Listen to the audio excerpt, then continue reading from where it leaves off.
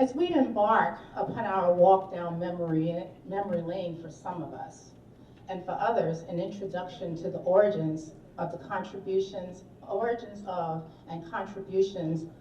to the community of the featured African American churches that are here tonight, let us be mindful of the history of African Americans in this country and the impact that our churches have had on all aspects of society. The topic for this evening is the celebration of historic African American churches in Arlington. Each of the churches here tonight observed their 150th anniversaries last year, during the year of 2016. Those are Calloway United Methodist Church, under the pastorate of Reverend Shenda Ennis Lee, Lomax A.M.E. Zion Church, under the pastorate of Reverend Samuel Whitaker, and Mount Zion Baptist Church, under the pastorate of Dr. Leonard N. Smith. And Dr. Smith could not be with us tonight because he's been ill. So he's with us in spirit. Each of these churches was founded in 1866. It is well documented in history that many of the African American churches in this country were founded during that year, 1866, the year in which the slaves were emancipated or granted their freedom. By way of background to this topic, it is important to understand that the events that occurred in our country during that year, the year in which the slaves were emancipated or granted their freedom, set the stage for the origins of these churches. Let us recount some of them. On April 9th, 1866, the Civil Rights Act of 1866 was passed by Congress over the veto of then President Andrew Johnson. This act declared that all persons born in the United States were now citizens without regard to race, color, or previous condition, meaning no prior condition of slavery or involuntary servitude. The act specifically defined the rights of citizens. On July 9th of 1866, the 14th Amendment to the Constitution was ratified, which granted citizenship to all persons born or naturalized in the United States, which included the former slaves. On August 4th of 1866, then President Andrew Johnson formally declared the end of the American Civil War.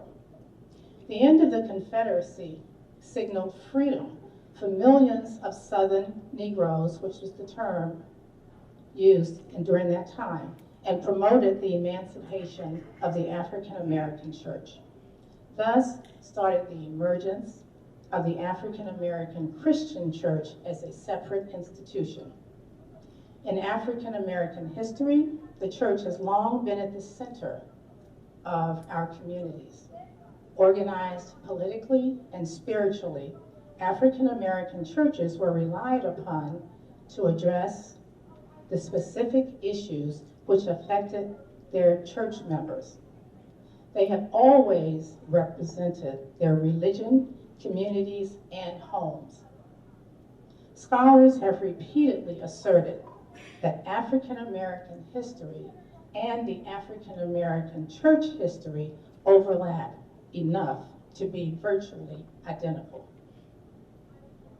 Each of the churches participating tonight have a rich history in the Arlington community, which will be shared on tonight.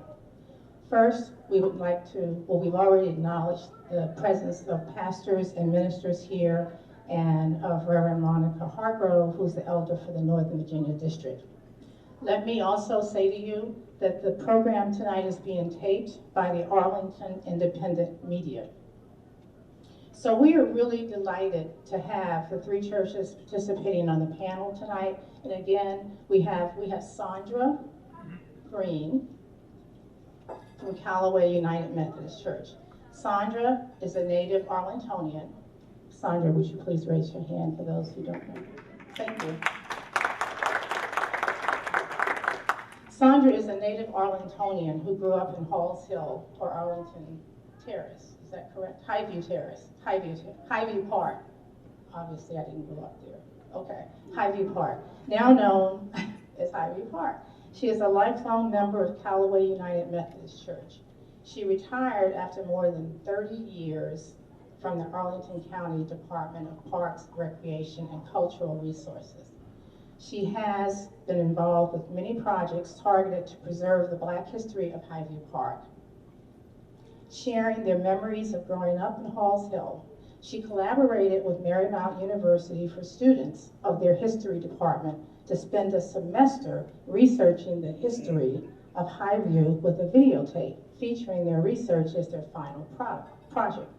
She worked with professional artists and a group of Highview Park teens to produce a mural depicting significant events, people, and places in Highview Park, and worked with the Park Division to create a new playground at Langston with play equipment designed to honor special places in the community. Shortly before she retired, she worked with staff to design a new gateway into the community. This project features a sculpture designed by a professor of art at Howard University, who also grew up in Highview Park. Additionally, the project features a wall with more than 800 bricks engraved by residents of Highview Park. Her most recent project includes working with the Historic Preservation Program of Arlington in an effort to seek designation for the cemetery at Calloway United Methodist Church. I just have too much Baptist ingrained in me. I've been Baptist all my life, obviously. Okay. To seek designation for the cemetery at Calloway United Methodist Church as an Arlington Historic District. She's been married to David Green, who is a member of Mount Zion Baptist Church. I didn't get that wrong. For 48 years and has 2 daughters and 2 grandchildren. Good evening. In 1866, a small group of residents who resided in the vicinity of Halls Hill came together for a prayer meeting at the home of a Mr. Samuel Smith. Mr. Smith's home was located on Sagmeller's Farm, which is the present location of Knights of Columbus on Little Falls Road. As soon as enough money was raised, they purchased a small plot of land in the 4800 block of Lee Highway. And if any of you all know Lee Highway near Halls Hill, that's in the vicinity of Moore's Barbershop and the Merchant Tire. And they built a modest church there. In 1904, as the membership grew, there was a need for a larger church. So the trustees of Calloway negotiated a trade with Mr. Moses Jackson, who was a member of the church. And they traded land. Mr. Moses Jackson took 4800 block of Lee Highway and gave the church 5000 Lee Highway, the current site of the church. At that time, the church was named Calloway after an early minister, Reverend Winston Calloway. A new church, in 1953, a parsonage was, land was given to our church by the Wilson Lodge. We had 2 members of our church who were members of the Wilson Lodge, and they gifted land to the church, and a parsonage was built on that land. In March of 1980, Calloway celebrated the remodeling of the complete church and an additional educational annex. Until 1965, the church was a member of the All-Black Baltimore-Washington Conference. And at that time, the church was named simply Calloway Methodist Church. In 1965, the church transferred to the North Carolina-Virginia Conference, and the church was renamed Calloway United Methodist Church. Currently, the church is a member of the Virginia Conference. Calloway is proud of the many events in their history. Most recently, in 2012, the Arlington County Board approved a local historic designation of the Calloway Cemetery, giving it the distinction of being the first African-American cemetery in Arlington to be officially studied and documented in depth by the county, and the first African-American cemetery in Arlington to be designated in its entirety as a historic district. We are currently preparing to upgrade the cemetery to include a wrought iron fence, benches, and a historical marker. For 150 years, Calloway has been a small church with a big heart. Like the other churches here this evening, Calloway has persevered during some very trying times in the lives of African Americans. Yet we continue to live out our mission, welcoming all people, growing in our faith, and connecting with our community. Thank you.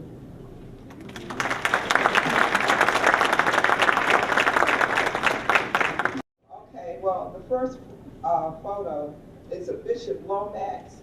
He is our namesake. I'll tell you about how our church went through several iterations of names, but Bishop Lomax, when we first started, was our first bishop with the A.M.E. Zion Church, and in honor of him, Lomax was named for him.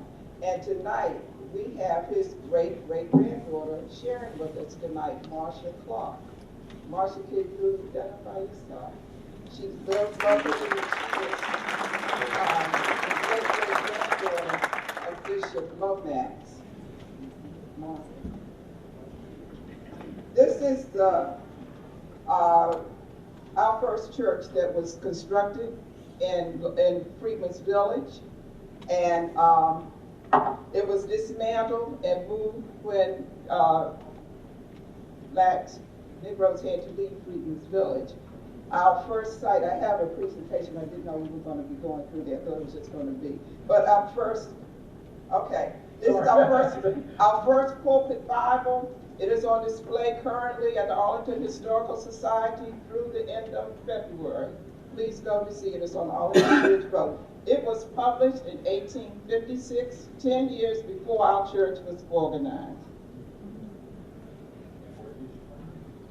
And I found it in a file cabinet up in our church steeple. In the bottom drawers, we were preparing last year for our homecoming. I found it like 2 days before I was to give Mark the items for the exhibit at the Historical Society. It was just there, and it was labeled the first pulpit Bible, and it's up in the steeple, and it had been there.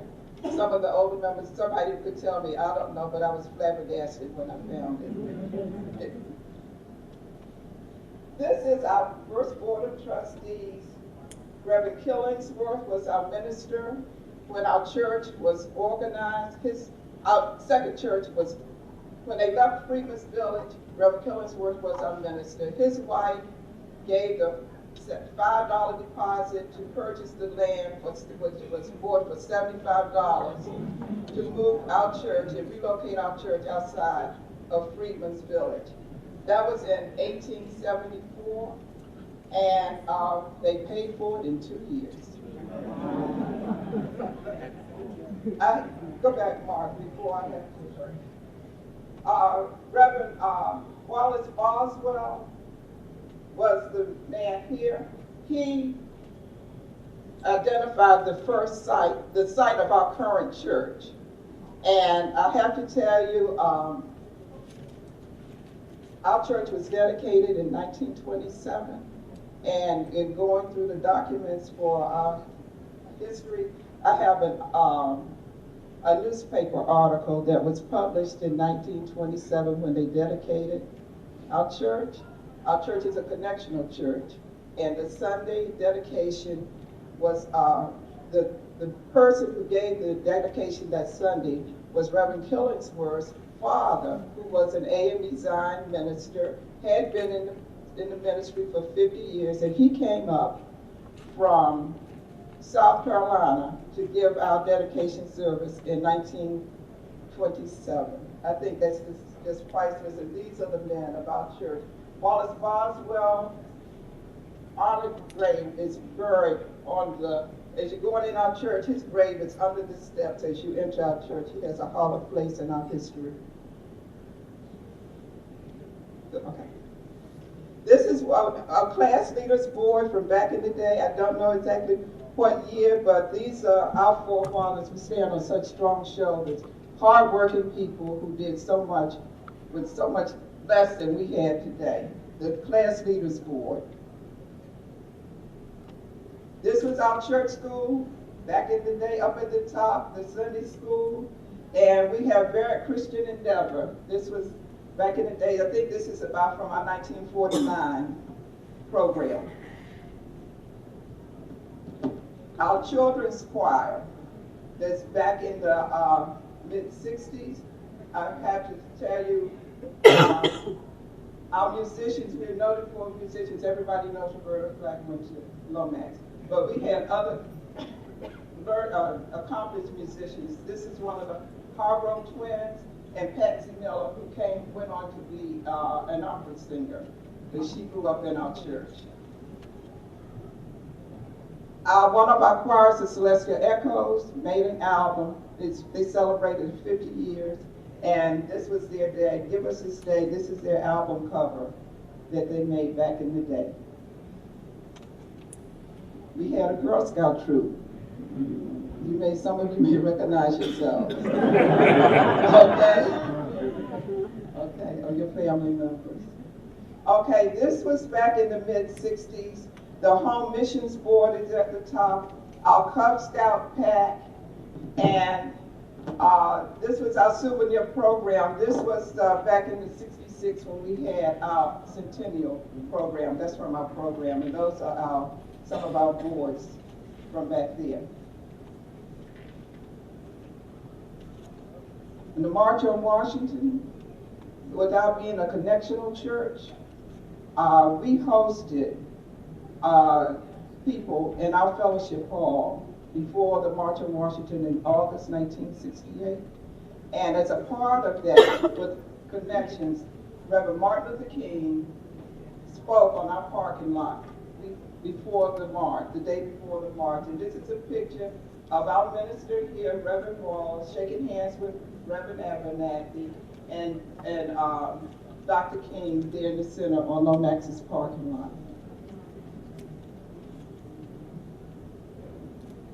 One of the things we're going to discuss is our involvement in the community. This was Reverend Lewis Hunter when we established a significant tutorial program in the county, and our education building was used to provide tutorial programs for children in the community. Okay. Reverend Donnelly Muse, everyone, most of you know him. He owned the land adjacent to our church, and so this is the letter acknowledging that Mr. George W. Bullock Jr. purchased land. The next picture is the land that this was a house in the back of our church that was adjacent. Mr. Bullock purchased the land and held the option on the land for the church until the church was in a position to purchase the land. And that was what our backyard looked like before. That's a document, and Mr. G was our trustee and chairperson of the trustee board for years. But I got that letter from his family. They have a whole book of his contributions to that. But that's what the backyard of our church looked like before the parking lot was put in. Okay. Do I need to say anything? John Robinson was the mayor of Arlington. He was a member of our church. He never met a stranger from the time he finished high school. He helped everybody. He would come to your house whether you thought you needed help or not. He was there for everyone. And I dare say, back in the day when our community was having the drug problems and everything, I've heard he helped everybody from FBI agents to the police, local police, to local families that needed help. Whatever your need, he was there, and we could not. He was our doorkeeper for years also. He never missed a Sunday. He was there reading the children, everybody. He just never met a stranger, and he was a significant part of our congregation.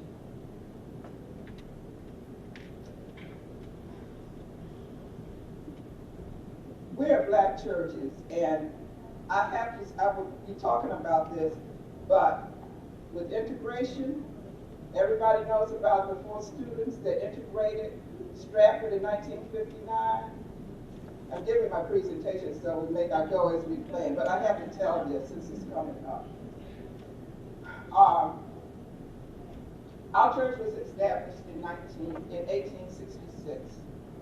Hoffman Boston High School was established to educate black children in 1916. We just celebrated the centennial last year also. 50 years, the church educated, served as a community center, school, as well as a church.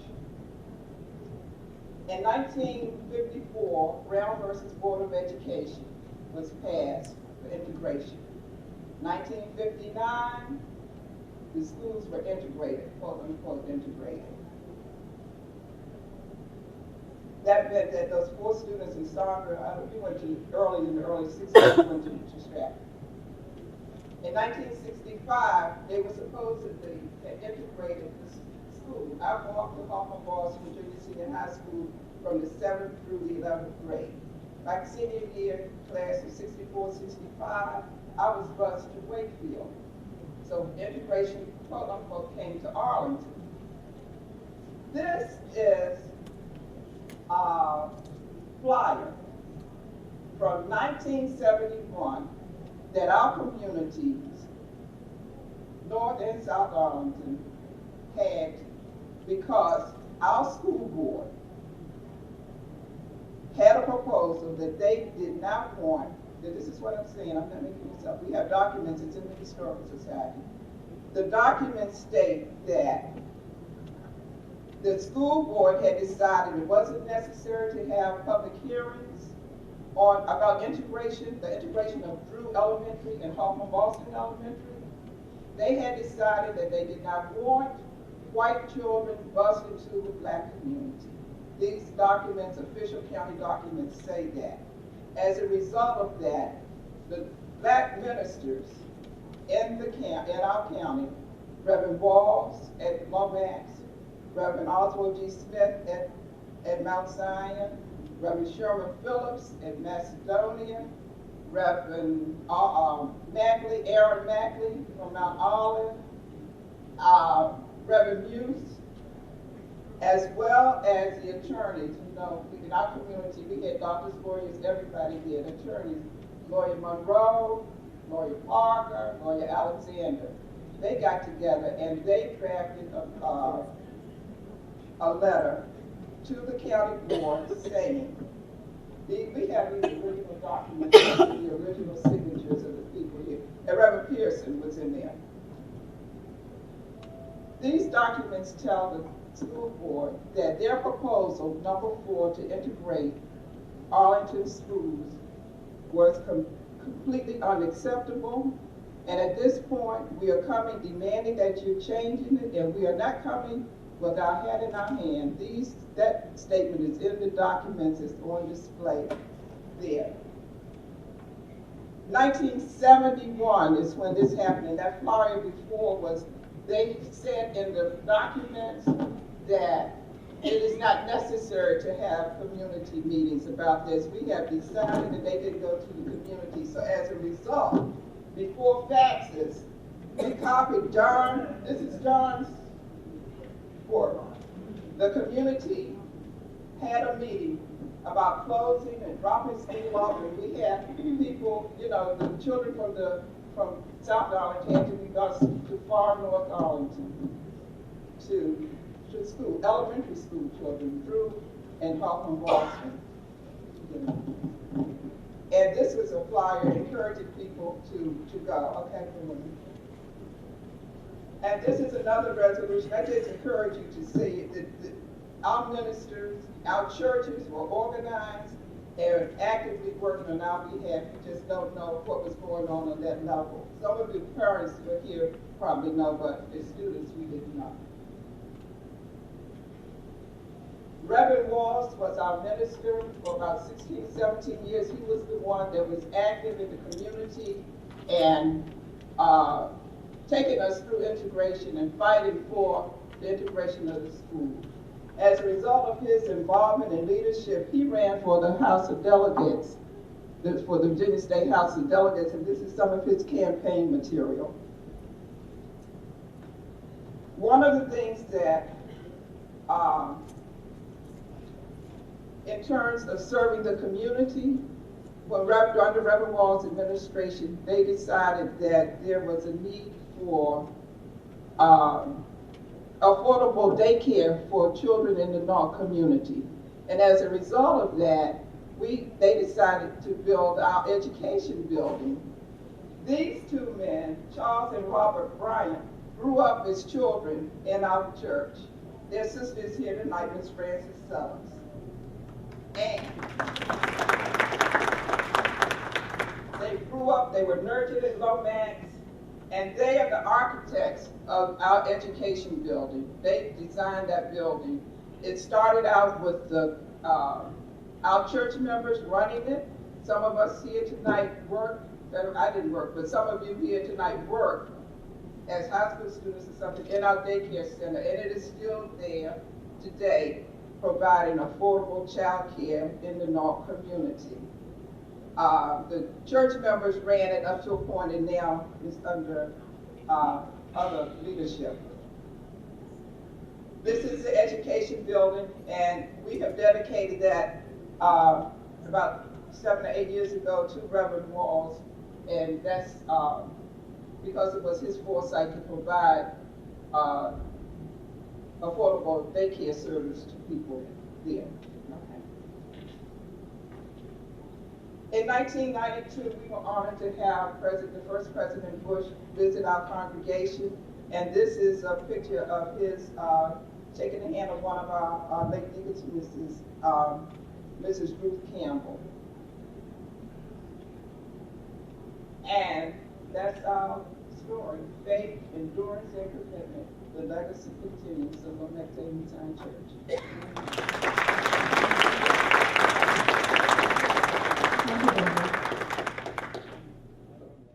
Good evening. Truly a pleasure to be part of this August body this evening and to be here to present some of the information about the origins of Mount Zion Baptist Church. Before I get started, I would like to recognize several members of the Historic Commission who are in the audience this evening: Sister Ola Willoughby, Sister Florence Ross, and Sister Loretta Reed. Would you please stand, ladies?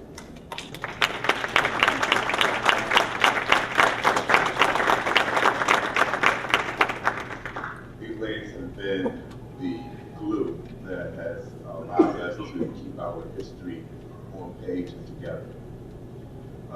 Let's just start off by saying, because of the Emancipation Proclamation that was signed in January 1863, our research has shown that Freedman's Village was the site of a dedication that was held in the Old Bell Church.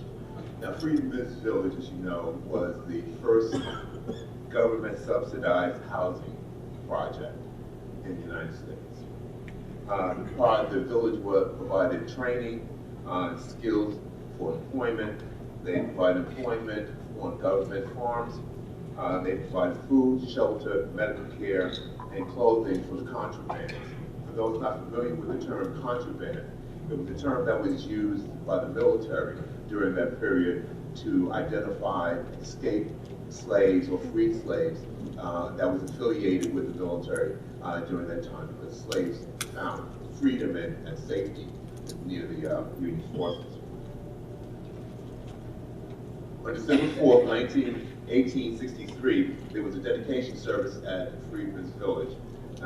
It was known, the location was the Freedman's Chapel, which we believe was the Old Bell Church.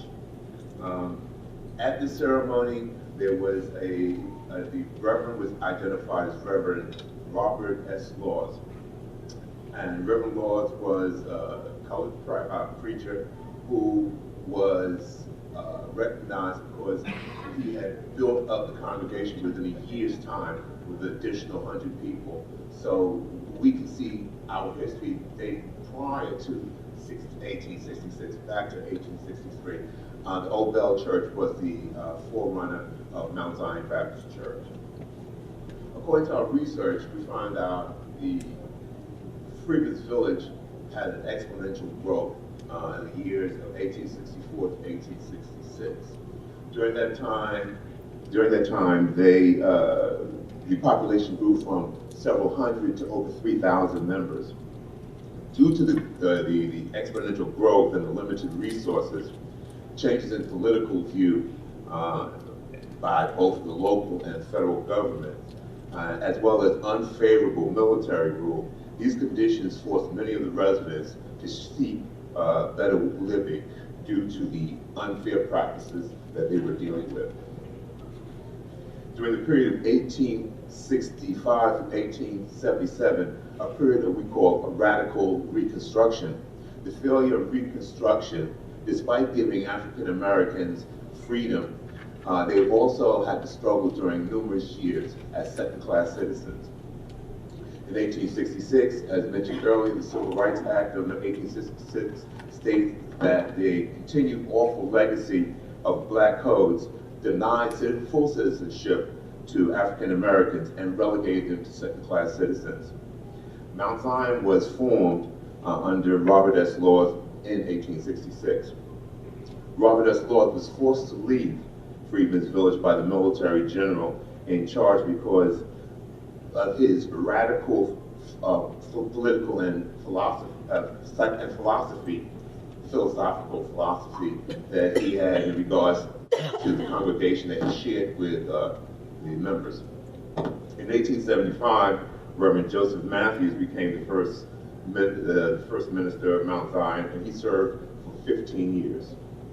According to our research, in 1875, Mount and the Arlington Society, we believe that the wooden frame building that was on Freedman's Village collapsed and made Mount Zion move off to another site. In 1881, they purchased land on Mount Vernon Avenue in Arlington Heights. An article appeared in 1884 on the Alexandria Gazette indicating that the cornerstone was laid in the presence of a large congregation, and the ceremony of 50 African American Masons was performed by Reverend W.H. Scott of Boston, Mass. In 1886, on August 2nd, Mount Zion Baptist Church trustees paid Felix Mays $1,610.91 for materials and worked to build a church on Mount Vernon Avenue. The congregation attempted to complete the work in December of 1886.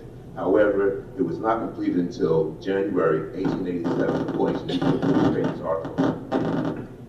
Reverend Matthews left Mount Zion in 1890 and became the first pastor of Mount Salvation in Arlington. One of the artifacts that we currently have from the first church was the old bell. And that was donated, we believe, in sometime in 1814, 1815.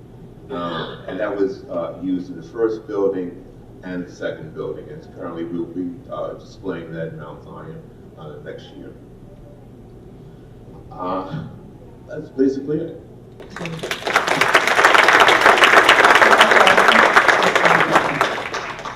Thank you very much.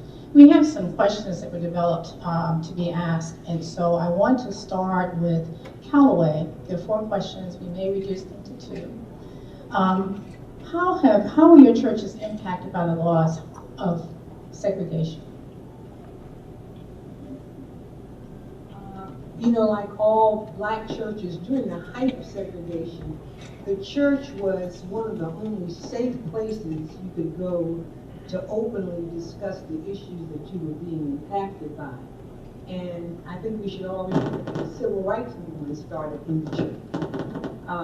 But an example for Calloway is in 1960, the Circuit Court of Arlington issued a condemnation decree to the state of Virginia to obtain land from Calloway to widen Lee Highway. And the members felt after all that they had been through to sacrifice to get the land, they were devastated. But 10 graves were removed from the cemetery, and the space became part of the highway. On a personal note, I can remember so vividly our annual trips to the beach every summer. And when we met at the church as a child, we met at the church, I can remember that the thing that the adults talked most about was going to the bathroom. They marched us to the bathroom 4 or 5 times before that bus left. And they would always say to us, you know, there's nowhere to go to the bathroom until you get to the beach. But I remember as a child sitting on that bus, watching that bus stop every year at a bus stop, and the white bus driver getting off, going to the bathroom. And I knew it was the bathroom because I could read. But it wasn't until later in life that I understood really what was going on. But I can imagine that most children in the Sunday school on that bus observed the same thing.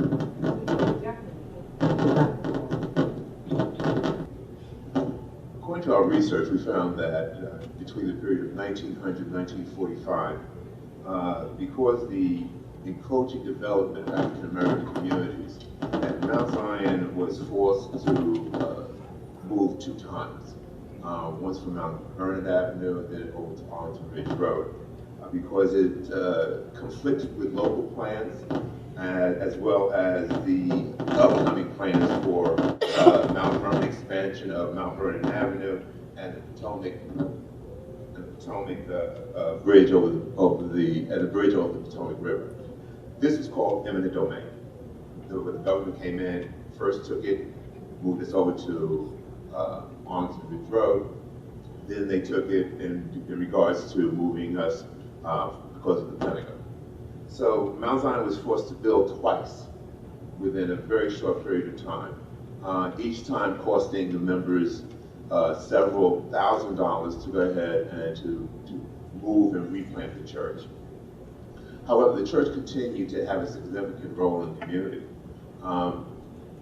Because as a local church, people didn't have cars, the church became a central point within the community. And it continued that way under the 9 pastors that Mount Zion has had, including Reverend Laws. The congregation has really been impacted by the idea of continued education, being relevant in regards to political and social issues affecting the community. And Mount Zion is taking pride in the development of their academic lessons that we continue to vet and share with our young children and other leaders. Lomax and Arlington, we're in a country that although we were freedmen, quote unquote, you've heard the history of our country and our Constitution considered us 3/5 of a man through the years. And actually, if we sit here today, we are really feeling the impact of that law because the Electoral College was developed to address the fact that black men, although they were freedmen, they were just 3/5 of the men. So our church is 150 years old, and in 2017, we are feeling the impact of the laws of the United States on our community. And so we have always had to be separate but equal. What does that mean? I was in schools. I went to Hoffman Boston, I went to Drew and Hoffman Boston, and to Wakefield. And I have several classmates here tonight. We can tell you when we open it up that we had books, materials that had been used by the children in the white schools, and they were handed down. They were labeled, the names were in it, the dates, everything, but we had handed down used books in our schools. But that was, our churches were fighting on our behalf for us to get the best education that we what we could. Our church served worship service on Sunday. It served as school during the week before they had public education, and it served the purpose for community meetings for our community, because we had to be a full-service community because we were, quote, separate but equal. Through the years, though, I must say that the members of Lomax, and I dare say the other churches, I just don't know the details of the other churches, some of the individual members reached out individually through the organizations to integrate. When I was in junior, senior high school, I can remember that I went to the Unitarian Church for vacation Bible school one summer. I can still remember I took a cooking class and they taught me how to cut an onion so your eyes wouldn't run, you know? I still know, supposedly. And I think that was through the efforts of the ladies in our church, through Church Women United. I'm not sure, Ms. Beatrice Ritchie, some of you may be able to speak to that. But I think that was, although we were segregated, individually, the churches and the people got together to give us opportunities to interact with each other so that we could appreciate the fact, our commonness and whatever our differences were. Also, our Reverend Callis, one of our ministers, Reverend Henry Callis, who was our minister between 1934 to 1946, he was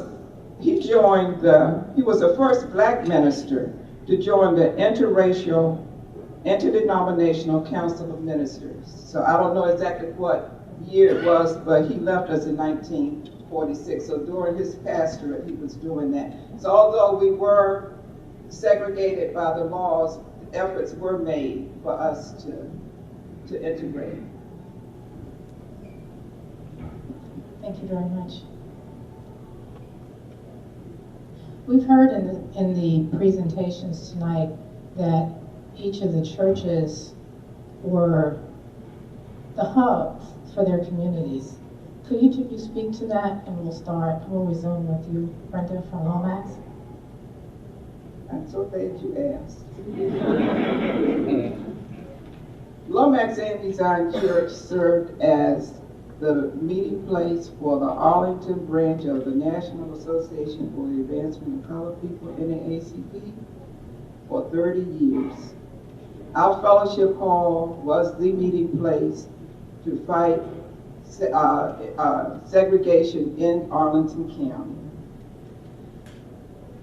When we had our anniversary in 1999, just before the turn of the century, the longtime president of the NAACP, Mr. Robert McGregor, made the comment at our church banquet that if these walls could talk, I don't know the stories, but we can't imagine. Also, a lot of as the civil rights movement came and there were advances to try to integrate public accommodations in the schools and everything, those arrangements were made. NAACP was like the hub of it at Lomax, and as such, it was known throughout the black and the white community. And back in the 60s, the American Nazi Party had their headquarters here in the George Lincoln Rockwell in Clarendon, somewhere uptown or whatever. And rumor has it that our church was targeted to be burned or bombed, and our men had to spend several nights, of whatever was going on during that time, armed to protect our church. So our church was the hub. I mean, that just epitomizes the fact of what Lomax is, the role that Lomax served during the civil rights movement in the community. Thank you. Okay, the teacher's going to come at me right now, but I won't take all your time. And when we speak of a hub, think of a wheel. The center of the wheel is the hub. In our situation, in our wheel, on our wheel, Mount Zion Baptist Church. And from that wheel and the hub, on the wheel, from the hub are spokes, beginning with Robert S. Laws, on up to Dr. Leonard N. Smith. The spokes grew. And they grew according to the number, according to the increased population in the community, the changes in the community, the growth in our church, the number of auxiliaries and ministries in our church. And I'm going to cut it right there. All right, thank you. In our communities, during that time, the church was more than likely the largest facility that we had. So the African American schools were pretty small, and a lot of them did not have an auditorium. So a lot of the events that were related to the school actually took place at the church. The graduations of all the classes from Langston was held at Calloway. There was a kindergarten, preschool program, a Mother Goose kindergarten, that was held at Calloway for parents that worked and had young children. The other thing, we served as a community center. On Friday nights in Highview Park, all the teenagers would come to Calloway to see the movies. We had this big reel-to-reel, the trustees bought this movie projector and a big screen, and every Friday night, all the teenagers and youngsters would gather in Calloway to see the movies. They'd have popcorn and candy and hot dogs. So it was a community center because we had no other place to go. One of the other things is the lawn parties that the churches had. During the summer months, the women of the church would cook food, and it was a fundraiser. But you'd come out and you'd share your food, and the kids would play games, and the adults would socialize. So I think that because there wasn't any other place to go, the church was truly a hub in all of our communities. Thank you so much. Because I want to make sure that we have adequate time for audience participation, I'm going to skip to question number 4. And each of you will have an opportunity to make some closing remarks. So number 4, the last question for the panel members tonight will be, over the years, the communities in Arlington have changed. What has that meant for your church? Let's start with Mount Zion.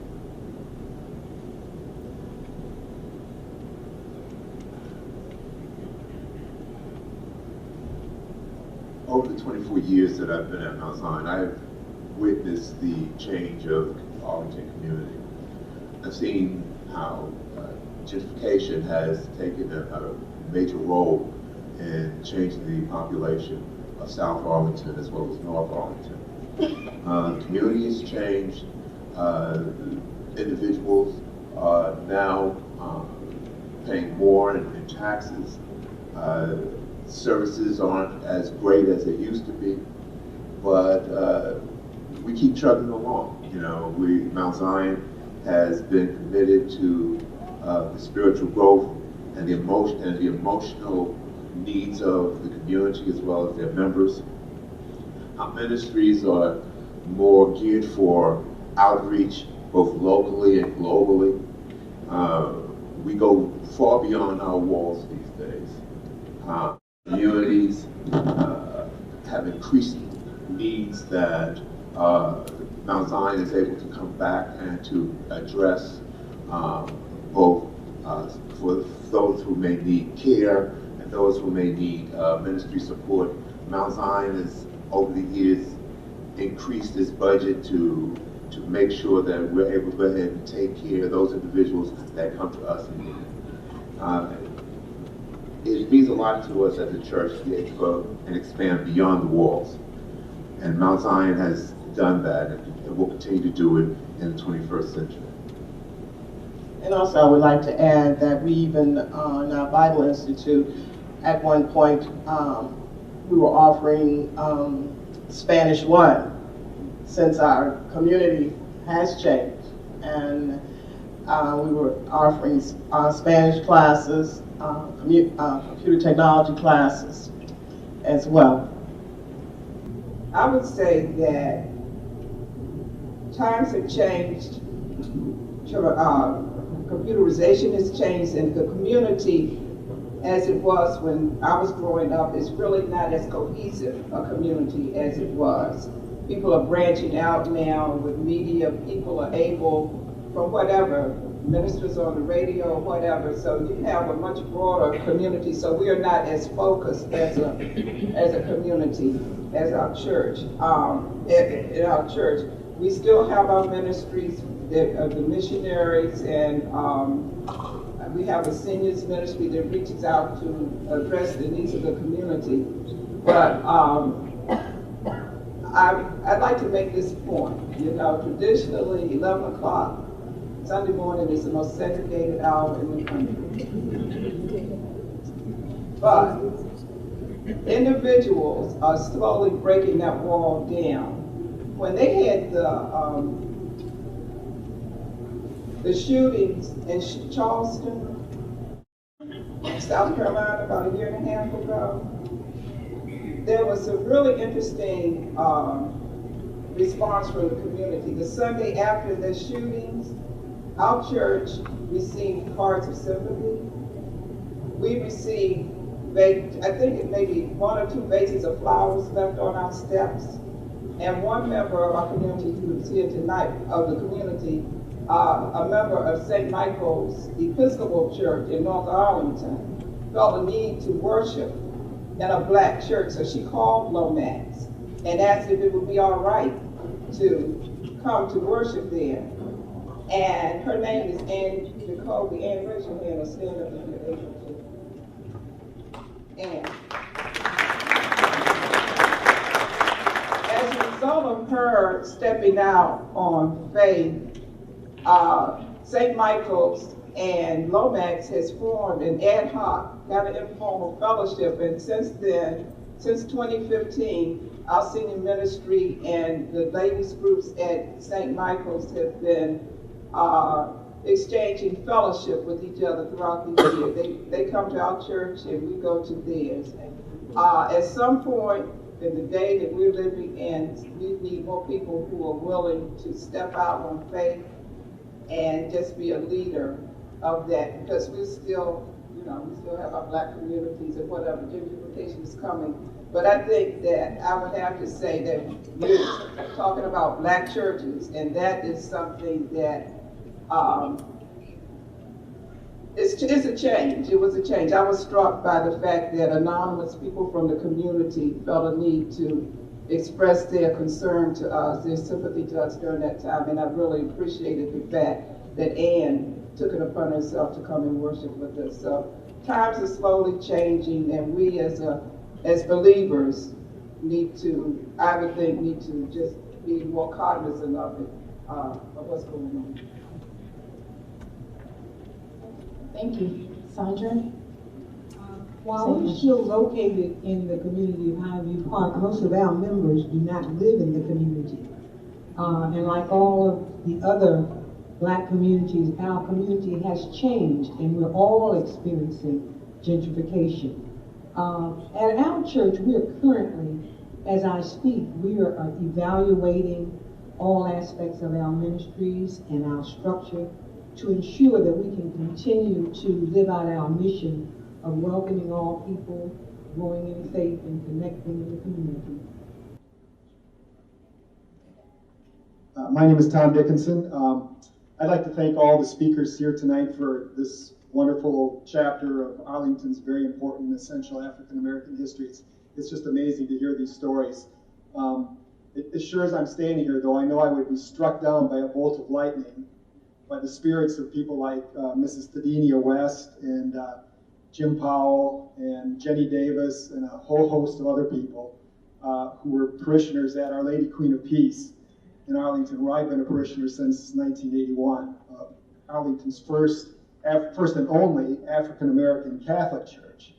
And I see my good friend Veronica Dabney over here, And Veronica's history goes back to the beginning. She was baptized and raised in the church and so on and so forth. And she's got a lot of history. But the one thing that's always impressed me that's common to everything that you all said tonight about your churches is that these things would not have happened if it hadn't been for the hard work and dedication and persistence of a small group of people. It was just a dozen people in 1945 who got together and decided that they wanted to have a Catholic church, an African-American Catholic church in Arlington.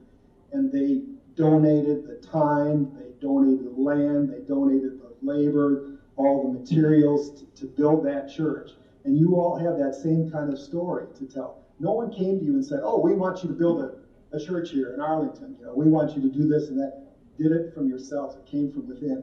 And the only explanation for that is divine intervention. Divine intervention. So thank you all.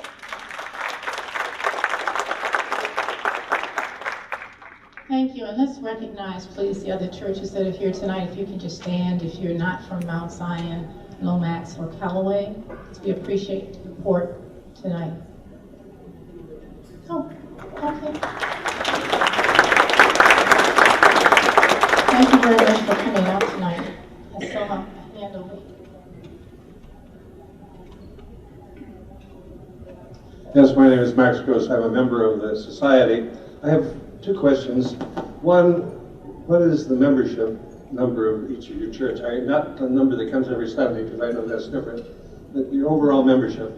And also my second question is, how much do you interact with one another as churches? Lomax and Calloway, you can begin with your Callaway's numbers. is the smallest church sitting on the podium. And I'm going to guess that our membership is 200, which is what it was, about 150. That's our membership. The other question is, how much do these three churches interact with each other? Is that correct? We don't interact the way that we used to interact. We used to have much more interaction than we do now. I remember we used to have, at Christmas time, all of the black churches would come together with Upland Boston School and have a Christmas celebration. And we would, at the end of that program, sing the Hallelujah chorus with all of the choirs. I remember that we used to go to different churches for vacation Bible school. We interacted much more in the past than we do now. Specifically, and I can be corrected, I think at this point we get together on Good Friday and have a joint service. Maybe Martin Luther King Day. It's usually, I thought it was 2 days that we usually, as a church, get together, a community get together. Martin Luther King and Good Friday, we have joint services. And I think that Lomax, we have about, 210, 220 of our, that's about the size of our congregation, yeah. The size of Mount Zion Baptist Church, 3,000. And during the summer, the local churches in South Arlington, we would find out when each church was having vacation Bible school. And so we would plan our vacation Bible school according to everyone's date so that we could participate. And if you remember those, we would participate with you guys too. You further north, right? But nevertheless, our vacation Bible school, we did a lot, and like you said, with Dr. King Day and the usher ministries. We would travel to the different churches that in the Arlington area. Our Ushers Association. Revival. Don't forget about revivals. Oh, yes. Yes. Someone in the background said revivals. Yes, our revivals. Can I do something out of order? Just, you remember you mentioned about your church was threatened? Yeah. Our church was threatened, but our church had the cross burned on it. And we didn't get a chance to talk about question number 3, but I wanted to put that in there. Yeah, we were threatened. And they threatened us with a cross burning on our property. Oh, that was after integration. Questions?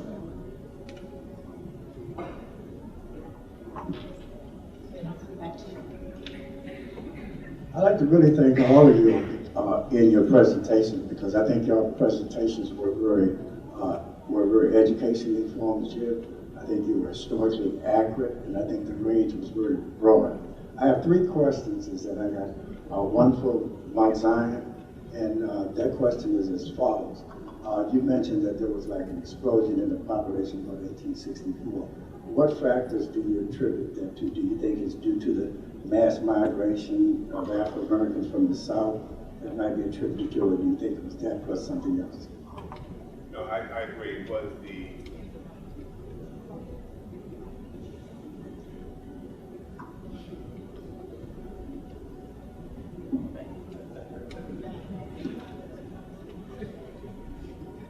as a result of the Emancipation Proclamation.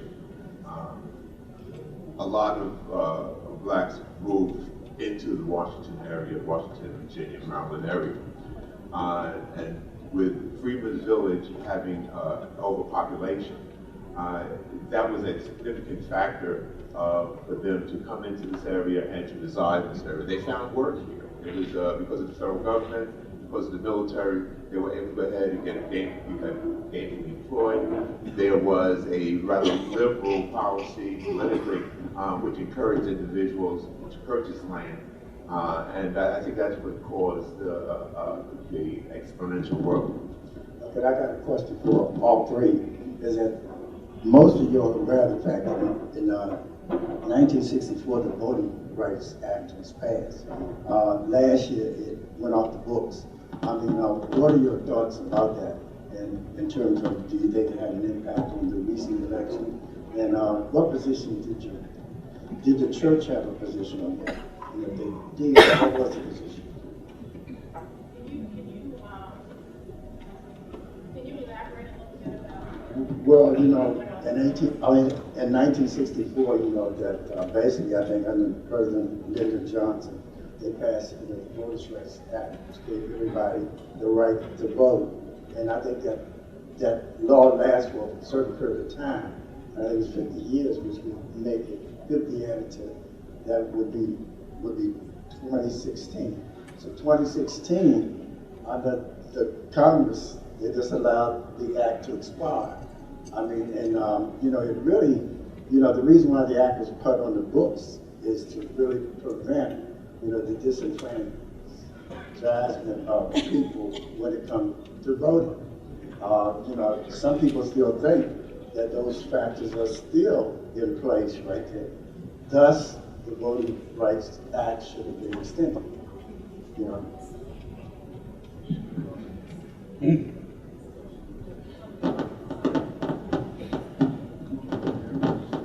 Sorry, I was going over you to get my Yeah, sorry, it's the American history prof in me. The Voting Rights Act passed in 1965 does not expire. It's still on the books, but the Supreme Court several years ago changed and said basically, and I'll go over simply, because segregation was not a problem anymore, states that had a historic pattern of discrimination in voting laws had to have any changes in voting laws pre-passed by the Department of Justice. The Supreme Court several years ago then, 2 or 3 years ago, said you no longer had to do that. And so states that had a historic pattern of discrimination, mostly, of course, against African Americans in the Deep South. What I also point out, my students, South Dakota's in there too, because they did the same things, poll tax and everything else against Native American voters. That was removed. The law is still on the books, but states no longer have to go through the Department of Justice before they change their voting laws, which means if they pass a law that has an effect against a particular community to make it harder for them to vote, now then the Department of Justice has to take them to court. And that added a whole nother set of hurdles. It's still on the books. It's just that part was changed by the Supreme Court that added the extra hurdles. Sorry, what's your vote? It's American history problem on campus. The only thing I could think of to speak to that from Lomax, I know in Virginia there were concerns about ex-offenders being able to vote. And our church had an active campaign to go out and identify ex-offenders and work with them to get them the right to vote. And, you know, some of our ministers undertook that as, our assistant ministers undertook that as a project. I don't know the success of that, but that was one of the things that, the way we addressed voting rights in the last election. At Mount Zion, we, for the last couple of years, we've had the election board come in and they actually do recruiting and pass out information and do sign up for individuals within the congregation who may need to go ahead and sign up for voting. So with the large congregation that we do have, that's been something that we've been doing on a regular basis. At Calloway, you know, I think the Methodists, the United Methodists, really separate church from state. We don't have a lot of discussion about that like we used to do in our church, but the membership, there are members that belong to other organizations in the community that really work with voter education and voter rights. The Halls Hill Highview Park Historic Preservation Committee coalition last year worked with the ex-offenders as well. And we held voter registration at Langston, and actually, because we knew some ex-offenders, understood what their rights were and sat there while they were registered to vote. It wasn't done from the church, but church members are still active in the hall. Okay, thank you. My name is Jerry Laporte, and my question is for Mr. Henderson. You referred to the fact that Mount Zion originated at the Old Bell Chapel, and I was wondering exactly what the Old Bell Chapel was. Was that the Lee family chapel in the Arlington estate, or was that a different building?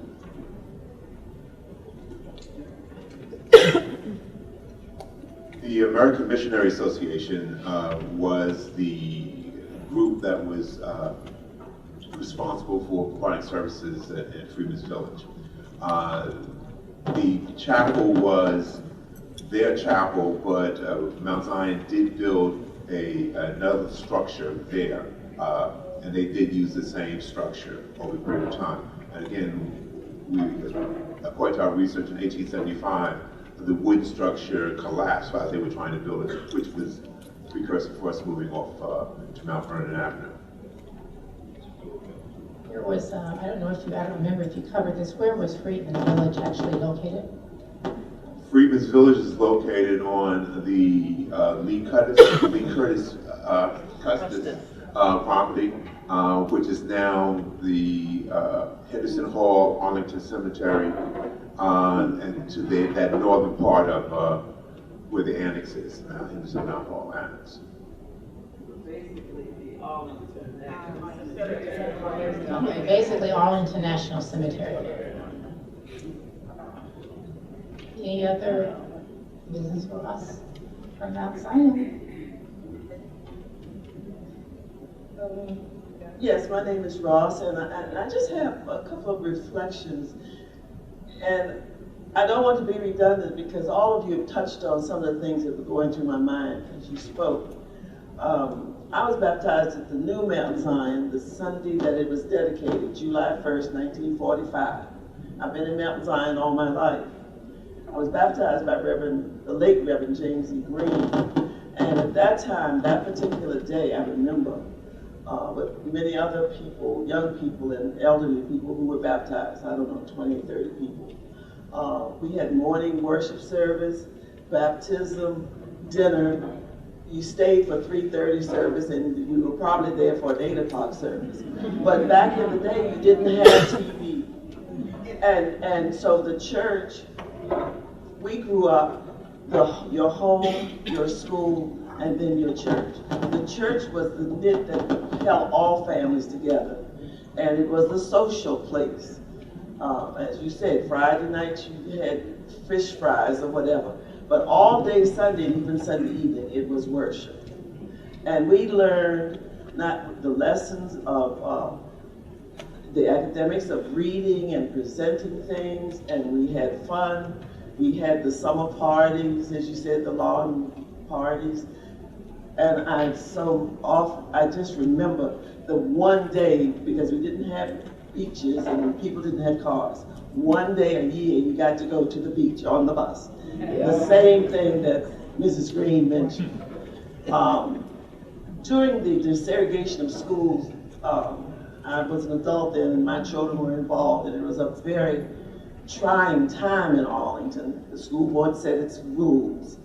But what was so blessed was that the pastors and churches, the black churches, they opened up the church, no charge, especially Reverend Mackley at Mount Olive. Whenever the parents got together and there was an issue that we couldn't solve, we couldn't meet in the school and talk about the school board, so we had comfortable meetings at the churches. And I remember, since Mount Olive is not here, but he was one of the main ones. He just said, everybody come whenever you want to settle an issue. Come to the church, come here. And I was so glad when Ms. Cox showed that document, because my pastor at that time was Dr. Oswald G. Smith, and he had lost his hearing. And because of that, he couldn't communicate publicly. But he supported the pastors, and they gave him, like that document, if he read it and he signed it, he knew what it was about, because we kept him informed. To me, that was interesting. We may not have done all the things that Lomax did, but it was because I think of his disability of not hearing. The next thing it came to me as an outreach with our current pastor, Dr. Leonard N. Smith. He conceived the idea of churches coming together for Martin Luther King's birthday. So Mount Zion partnered with the United Universal Church in Arlington and the Unitarian Church, the Unitarian Church, and Our Lady Queen of Peace Catholic Church. And for many years, we socialized Mount Zion. The three churches were together and we did different things. And even now, some of the Sunday school children still attend special services at Mount Zion as a part of their outreach. They come over. So I think we've all been involved in one point or other, and as John said, the neighborhoods, they are changing. One time everyone lived in the neighborhood, people didn't have vehicles, so everybody walked to church. Mount Zion, I don't know about the others, but most of our families are outside of our church proper. Everybody drives in, so you have people coming long distances. As soon as the service is over, they're headed back home to Stafford, Woodbridge, Haymarket, Largo, wherever. But I'd like to say, as a member of Mount Zion's Historic Commission with Mrs. Wilson, Ms. Reed and I, to thank the host tonight, to thank the moderator and the speakers on the panel for this historic event.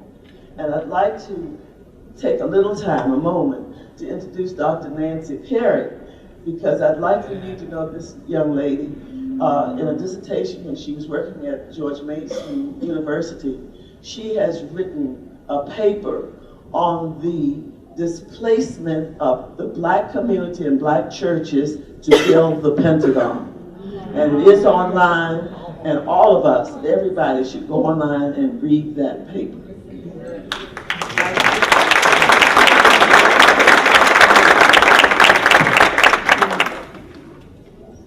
Willow B., Mount Zion Baptist Church, and I just want to commend all of those who made presentations tonight and to say that it's been very, very revealing to all of us here, and those especially who did not know about the relationship between the churches, perhaps. I'd just like to make a comment with regard to some of the activities that have been held at Mount Zion.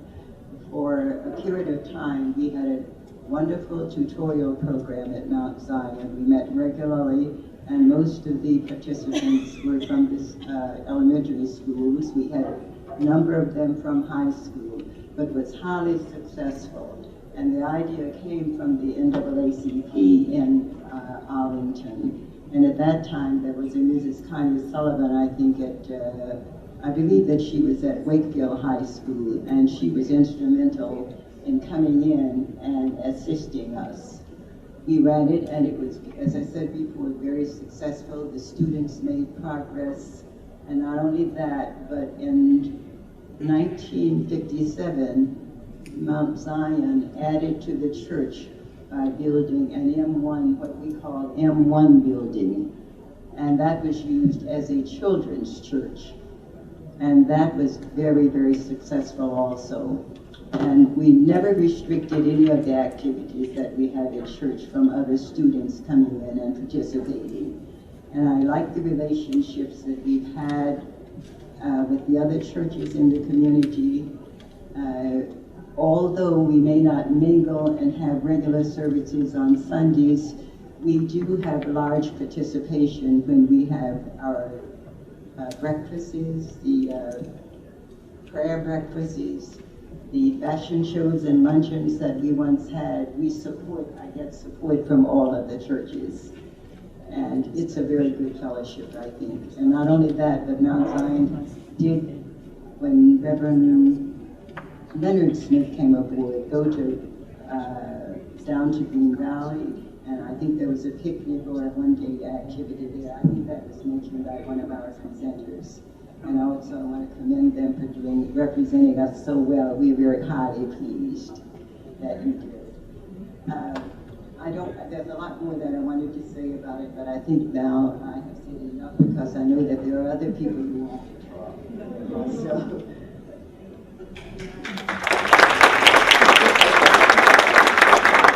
I was just given a note that the staff leaves at 9 p.m. So unfortunately, we cannot continue much longer. What time is it now? 4 minutes to 9. We've got 5 minutes. Anyone else? Thank you, Mrs. Willoughby, and thank you, Mrs. Ross. I just wanted to let you know that to piggyback on Ms. Willoughby. Ms. Willoughby and Ms. Reed were one of my mentors and teachers. And I just want you to know, Ms. Willoughby, I was going to mention the things you said, but they didn't go with question number 2, so don't be asking me about church. I think some of it's been addressed. Thank you. I think we have to be out by 9. Okay. I also want to thank the Historical Society, in case I don't get another chance to, and all of our parents, all of you for coming out tonight. And I know it's been a learning experience for all of us, and we appreciate you sharing. And Carl, thank you so much. I just have to thank Arlington Historical Society for supporting this. I cannot thank you enough for doing this on behalf of the Black churches. I want to thank Mark. I want to thank Jennifer Shaw, who was the person on duty that heard my plea that there were churches in Arlington turning 150, and our history is the history of Arlington. It's not Black history, it is the history of Arlington County, and I thank you so much for supporting this. Thank you to the committee. And again to the panelists tonight. Excellent presentations, wonderful information, and I'm turning it over to Mr. Carl Van Newkirk. Well, I would like to thank all of you for coming and to say I appreciate the kind words which you have said, but this was a joint effort among many people, and it wasn't just our organization. As I said earlier, the Arlington Historical Society will present programs on the second Thursday of every month. There's a schedule of the upcoming ones over on the table right over there. And there's also some information about the Historical Society if you'd be interested in learning more about it or joining the society, and also some flyers about one of our museums, the Ball Sellers House, the oldest house in Arlington. Thank you all. Drive safely. Good night.